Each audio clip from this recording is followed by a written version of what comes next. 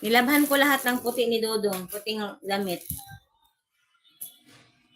Nilabhan ko ang puting damit ni Dodong lahat. And maglalaba rin ako ng mga damit namin. Dalawa. Kasi nga, malapit na ang Lunes ate, wala kaming ano dito ate, walang klase kasi araw ng aming bayan. May festival ba? Festival. Kaya maraming ganap, maraming benta, maraming pagpasok.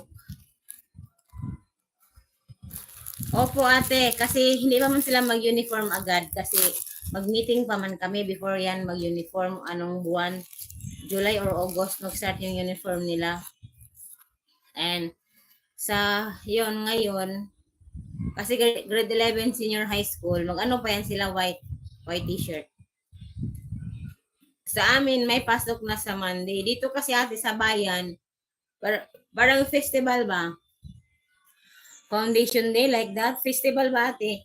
So maraming ganap, mag-parade, yung mga LGU, maraming ganap ate, maraming, every barangay may entry ng booth, maraming binibenta. Basta ate, maraming ganap, maraming palaro, sobrang marami ngayong Monday. Sunday and Monday. Kaya maraming ano kami ngayon, marami silang ganap. Pero ako ate, hindi ako pumupunta. Wala man akong pera.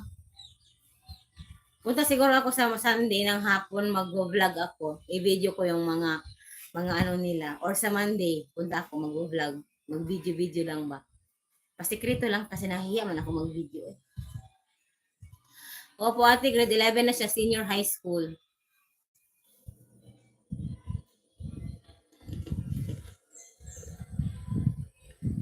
Three viewers.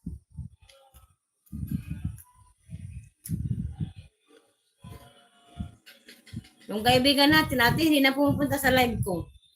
Na naman, siguro, nagtatampo na naman yun sa atin. Sa chikahan natin kagabi. Sa live ko.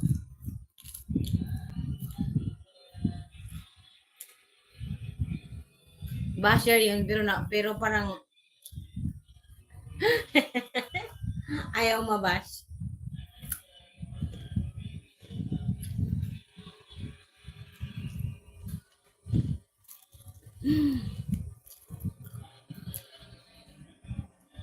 Wow, 1 taon na lang.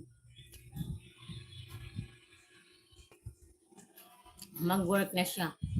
Hindi ate, mag-aral pa. Oh, sa grade 12, may immersion na sila like mag-work